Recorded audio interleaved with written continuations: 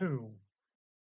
Hello, sports fans, and welcome to the Scott Sports 101 NFL Friday night football special, the post-game show. I have my friend Richard Turner, my special guest is tonight. Uh, well, Saquon, it was Sao Paulo, Brazil, and Saquon Barkley has been practicing the art of positive thinking since switching teams for the first time in his career. Yet he probably couldn't have imagined making such a spectacular debut for the Philadelphia Eagles last night, Rich.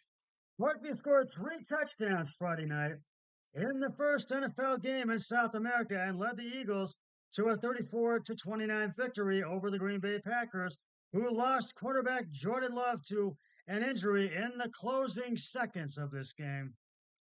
I'm always about visualizing success and putting positivity in my mind, said Barkley, who became the first player to score three touchdowns in his Eagles debut since Terrell Owens in 2004. That's one of my goals this year. Be more of a positive thinker. Now it's the Packers who will try to get negative thoughts out of their minds as they worry about the future of Love, who signed a 4-year, $220 million extension this summer.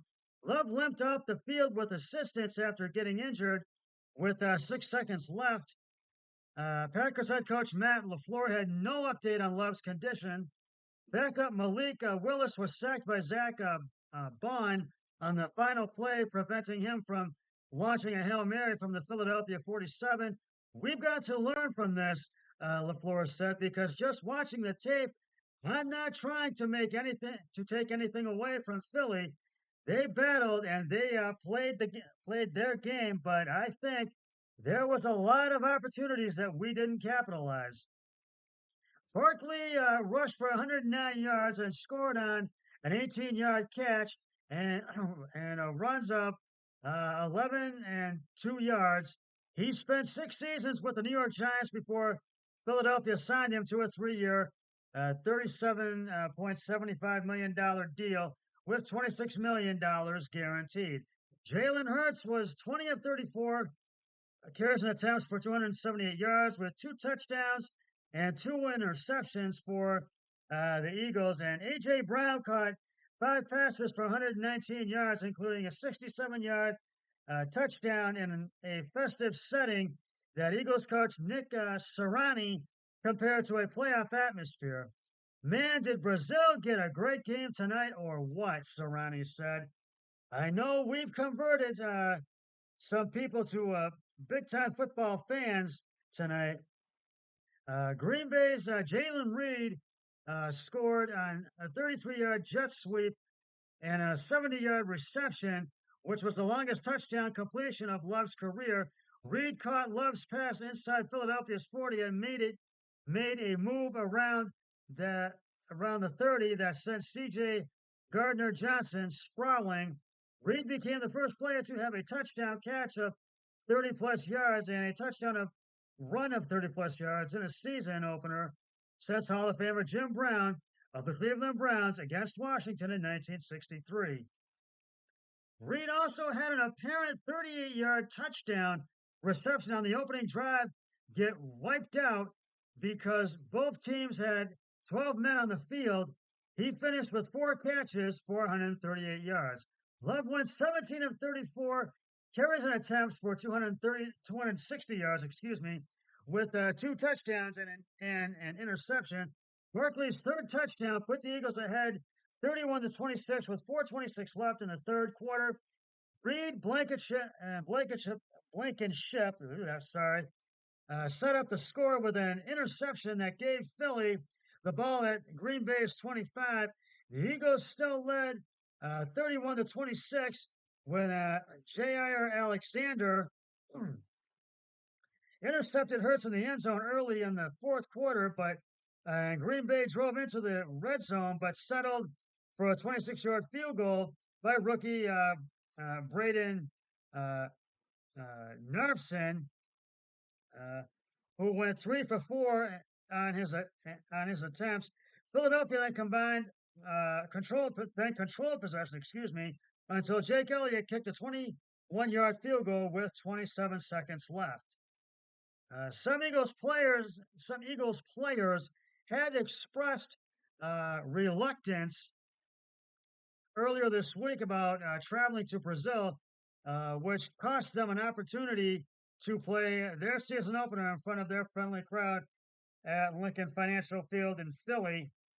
Uh, the crowded Neo Cuma Cumacus Arena instead instead was balanced among Packers fans, Eagles fans, and spectators who just cheered any positive development. The Eagles weren't complaining afterwards. Excuse me. I don't know if Sam Palio knows when to cheer, but it was great. Brown said it was it was loud the entire time. They kind kind of got a bad rap. We got a whole bunch of don't do's, but it's been great ever since we got there. Players from both teams were slipping on the playing surface throughout the first half, prompting many to change their cleats. Brazilian soccer league game, a Brazilian soccer league game was played in the stadium 5 days earlier. Neo Quimica Arena's field is often praised by soccer players as Brazil's best, but it never had hosted an American football game. The hybrid field includes both grass and sy- synthetic fiber. The slippery surface may have contributed to a sloppy start. Philadelphia committed turnovers on each of its first two series, enabling Green Bay to start back to back in the end zone, but the Packers settled for field goals both times.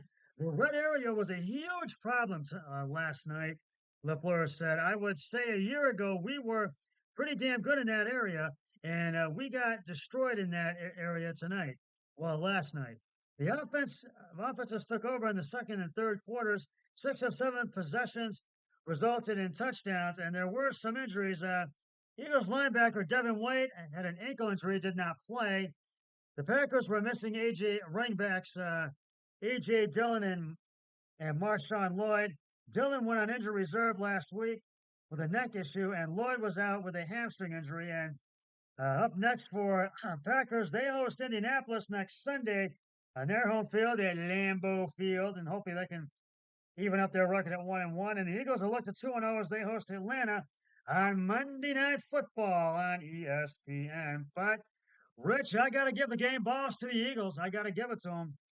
So, here we go. Jalen Hurts, 20 of 34, as I said, carries and attempts, 278 yards, 2 touchdowns, 2 interceptions. Saquon Barkley, 24 attempts, 109 yards, 2 touchdowns. And A.J. Brown, 5 receptions, 119 yards, 1 touchdown. Boy, this was one of those games where there were some sloppy plays in the first half, and there were some slipperiness. They did slip, but Green Bay had chances to capitalize, Rich, and they couldn't capitalize. And they got to take advantage of those opportunities when really if they want to win games. Because they do have their schedule, they do have a lot of winnable games. I think you would agree with that. Yeah, I would agree with that. Yeah, I think you would. And but it just was not. Eagles really dominated that second half. They just came out and dominated it, but it was close. Green Bay kept it close. They fought all night, and I just really feel that this was one of those games where things could go either way, but it went the Eagles' way. So week 1 continues tomorrow as we open up the Browns season here, and all the other teams get to play. And that I will uh, be here with the early pregame show, and that one will be a milestone podcast. Will be my 1,000th podcast for my season premiere as I begin my 9th season tomorrow, which I probably have already and we kicked off with these first 2 football games. But Rich, I'm going to give the complete rundown of the games for tomorrow. The early games beginning with at 1 o'clock. Pittsburgh is in Atlanta to take on the Falcons. Arizona is in Buffalo to take on the Bills at Highmark Stadium. Tennessee is in Chicago to take on the Bears. The New England Patriots are in Cincinnati to take on Joe Burrow and the Bengals. The Houston Texans are in Indianapolis to take on Joe Flacco and the Colts. Mm-hmm. The Jacksonville Jaguars are in Miami to take on Tua Tagovailoa and the Miami Dolphins. The Carolina Panthers are in New Orleans to take on the Saints. Minnesota's in New York to take on in East Rutherford, New Jersey, and they're there to take on Daniel Jones and the Giants. The Gardner Minshew and the Raiders, who's their newly acquired quarterback, as you know, Mm-hmm. is in Los Angeles to take on Jim Harbaugh, Justin Herbert, and the Chargers. And that's Jim Harbaugh's their new head coach. Denver's rookie quarterback Bo Nix is in Seattle to take on the Seahawks. And those were two of the late games. I just finished up the early games. And another late game, Dallas plays here at Brown Stadium. And Watson is going to play tomorrow. He is going to play. So he is back. He's going to be playing tomorrow.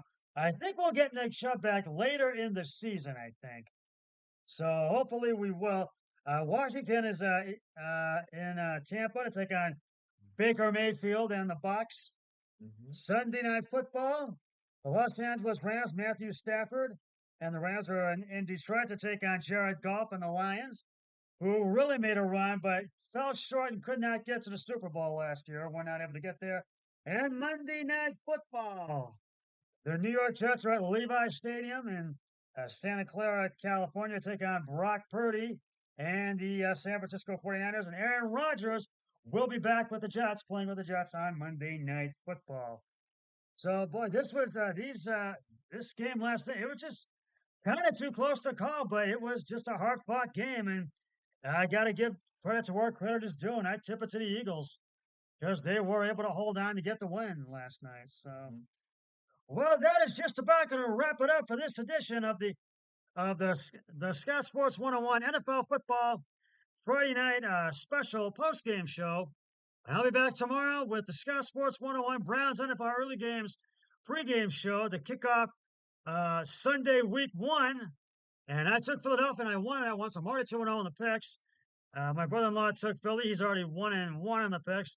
And until then, till tomorrow, always remember, be a team player each and every day in every way possible. So long, everybody. 3, 2, 1. I'm done. Rich, thanks so much. Thank you. Very